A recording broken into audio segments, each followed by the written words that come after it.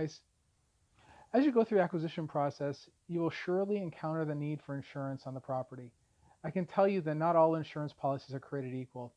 If you sign up for the wrong policy and you experience a problem, it could become a major issue for you and for your investors. As real estate investors, our main objective is to maximize cash flow whenever possible. Since cash flow is a function of expenses and income, we focus on decreasing expenses and increasing income as best we can.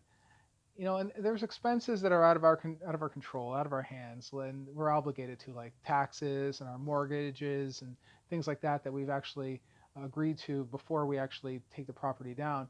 But insurance, we have some flexibility depending on what we're buying.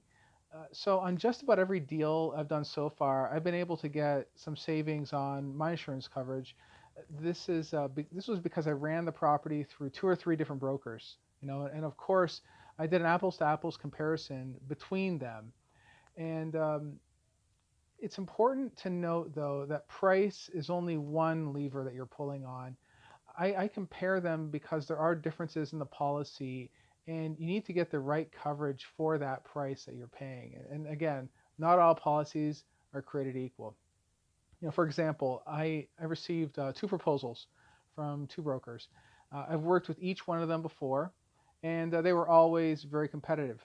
However, Stephanie's quote was 55% more than John's quote. And from there, though, I I started doing a comparison between the two policies to spot the differences. And on the surface, it looks, just looks similar, right? But when you look closer at John's quoted price, he quoted a basic form policy, and Stephanie quoted a special form policy. As you can expect, a basic form policy is typically 35% less than a special form policy. So the next thing to consider then is, what does each policy have, and what do we need out of these features? So a special form policy that offers the greatest protection. So unless there are specific exclusions listed on the policy, you're covered. So, and that's if you experience a loss anyway. So typically it'll cover any type of sudden or accidental loss but it might exclude things like sewage and drainage, or earthquakes, or equipment breakdowns, or mold, or intentional damage. So if three of your HVAC units were stolen, they would be covered, right? In that example. On the other hand, a basic form policy will cover just the minimum for the property. Things like wind, hail, if there's an explosion of some kind, fire, lightning, damage from an aircraft or a vehicle of some kind, a riot or vandalism, or if there's a sprinkler leakage or there's a volcano. If someone walked away with those same three HVAC units, as I mentioned earlier, you'd have to handle it on your own. With that, deciding between the policies, theft is a major driver.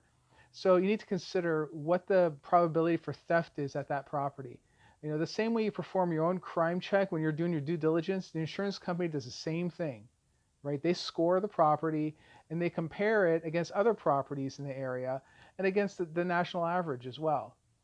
They look at other demographic information, such as, they look at income, they look at vacancy, occupancy, they look at a bunch of different things like that. And if the location is solid and the chances of theft are slim, basic form insurance may be okay for you.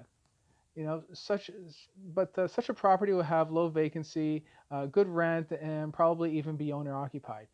But if the property is in an area that has a lot of theft, and has a lot of crime activity, or would it probably better serve the special form insurance. And this is the insurance that'll even that will cover the property very well. It's really all about risk and what you're comfortable with doing. Like I said earlier, not all insurance policies are created equal. Some offer full replacement value for the property, such as loss of rents and equipment coverage. All of these will impact the overall cost of the insurance.